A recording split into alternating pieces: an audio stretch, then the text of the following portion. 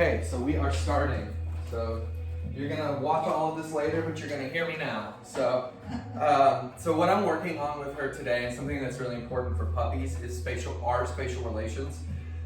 Teaching puppies spatial relations are gonna help with like jumping on mom, jumping on the housekeeper, stuff like that, and just understanding where her place is when you have more guests, when you're eating. Like I just was having a little lunch snack. She had pretty good boundaries, but stay isn't so important just for walking, door manners, everything. You know, we really want to teach her that.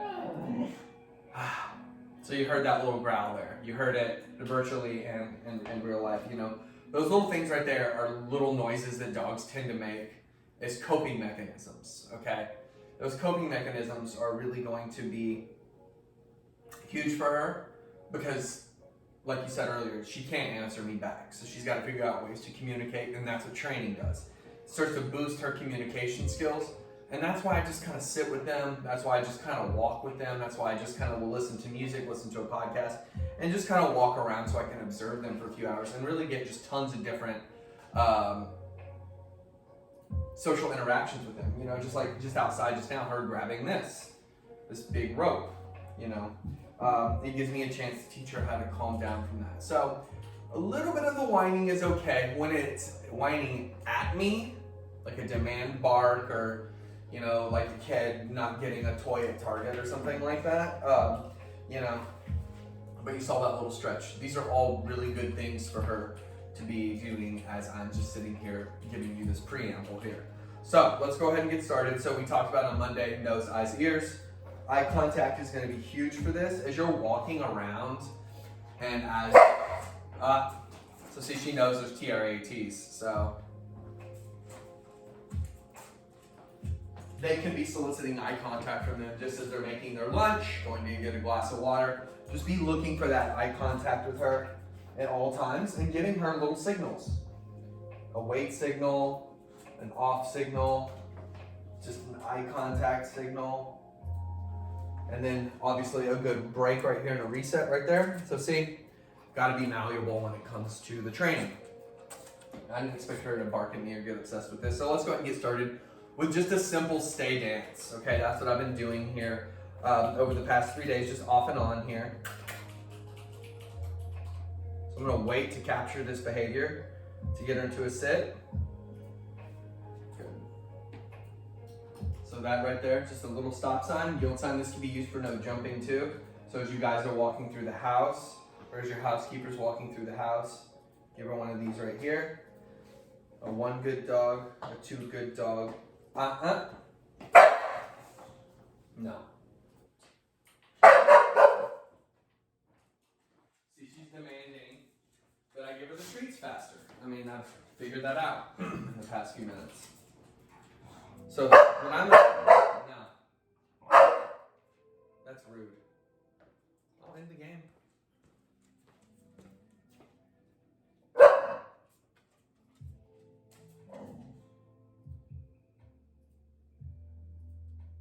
Sit. Okay, come back over here. You ready to try again? Sit. No. So when you see that stillness like that, that's when she's gonna bark. Sit. And I've made the mistake so many times by trying to meet my dog on their level and bark back at them, you know, just like stop. It doesn't work. It doesn't work. So gotta be patient here. No. So whenever no, sit.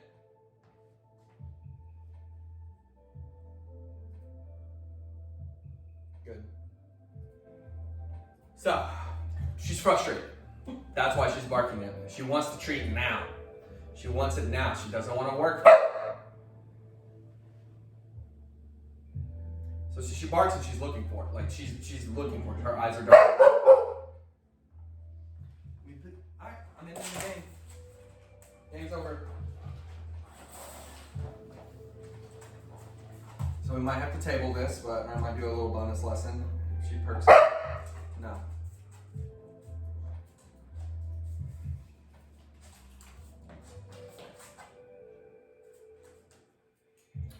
I typically will do like a timeout or something like that. The mud room is a good place to just put her in there for 5 to 30 seconds. So if she ever gets like that, but I really would rather her train than get in timeout right now. But I mean, honestly, this should, with boundaries and holding her accountable to those boundaries, this should subside sooner than later. But it's just very alarming, and I do not like it one bit. Sit. So I'm going to shorten it now. 1 good dog, 2 good dog, 3 good dog, yes. All right, I'm going to go a little faster pace for her. So a 1 good dog, a 2 good dog, a 3 good dog is each time I either move my foot, my hand, or I look away. Okay, so I'm going to walk away, come back, look at the frog on TV, and get her back over here, go to your place. We need to get to it. We're probably going to go long today because I want to get some results. 1 good dog.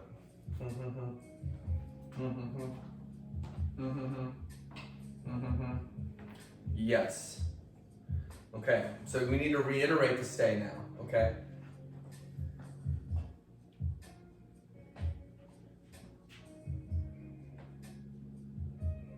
Yes.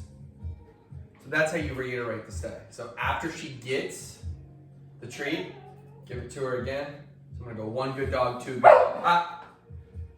So then punishment right there. Good quiet. Good quiet.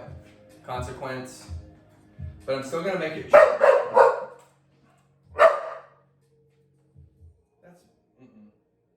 Come on. Come on. I don't like that. That's very rude. No, you're a sweetie, but that's rude. Come on, no man. Go on in. Quiet.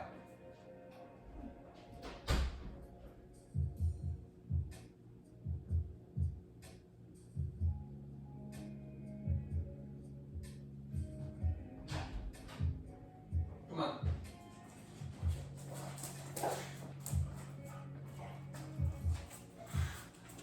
Nah, stop. Go again, come on. Back in there. Time out. No ma'am.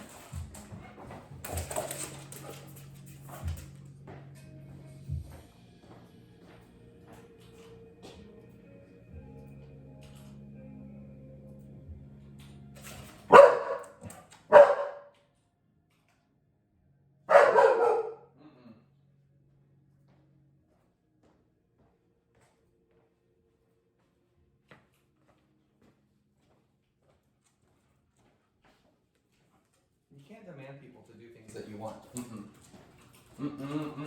Not me.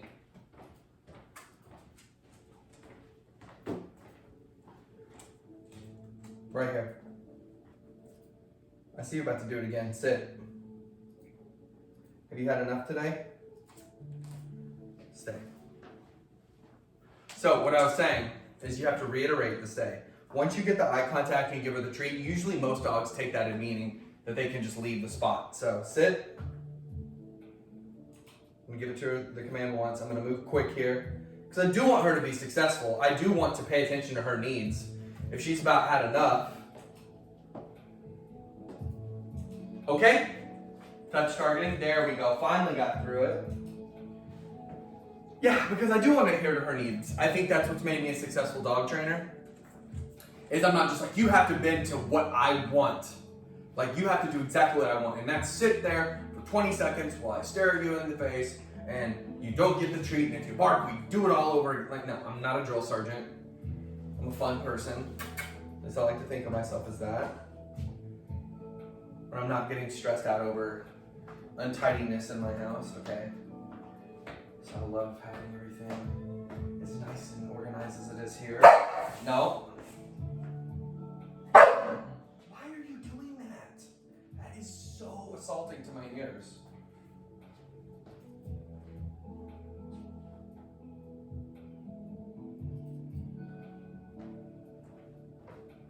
Okay, come on. Good, make it fun. She recovered okay. She recovered okay. She's just ready to work. I'm probably gonna take her for another walk now. So I'm gonna try this again tomorrow. I wanna get back into it. I could probably go here for another couple minutes. I don't want you to just have to sit there and watch me train a dog as long as it takes to watch an episode of Seinfeld or something. But I do really want her to do more here because she was doing more when we were training earlier.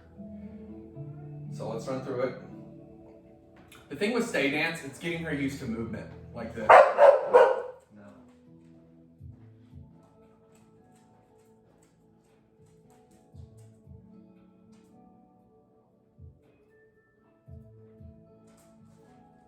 That's sweet dog. That's really one of the rudest things that you can do to somebody. Yeah, it is. It's very rude. It's not okay. Sit.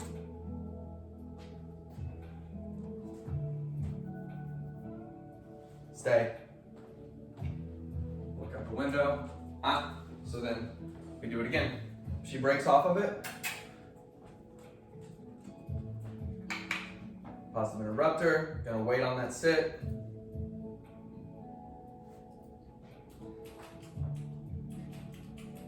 I mean, no doubt this is frustrating, but that's why I'm here. For 2, we can work through it. For 3, she's young. 4, we're showing her to communicate better. That's what it's all about. Trust her, trust yourself, trust this process. See, look, she's already starting to kind of. I will work you mentally. The thing is with this right here, walks are great, walks are fun, walks are awesome. I love them. But you really can't beat a dog going through mental tiredness, fatigue, mental fatigue.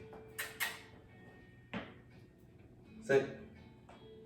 Okay, that's fine. She can just stand right in place. No, back up. And this is just testing boundaries.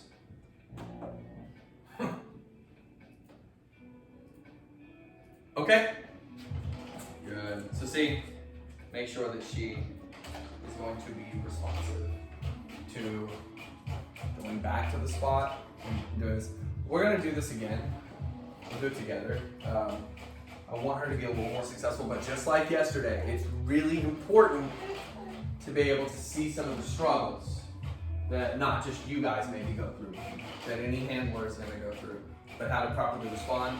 You just gotta, that's why I say trust yourselves, because it's gonna take repetition. You saw over these past 12 minutes how much I had to just be like, okay, let's restart. Okay, let's do this. So 2 to 5 to 10 minutes. You see right here, I mean, if we were here for 6 hours, she would crash. If I was here for 6 hours, she would absolutely crash, and then you're starting to see her getting frustrated. She's fatigued. At least that's my estimation for her. So I'm gonna let her off the hook now, but she's doing some good work. She just has to learn to be a little more patient, but she's only 6 months old. So that's okay, it's okay. Bye-bye. Hello.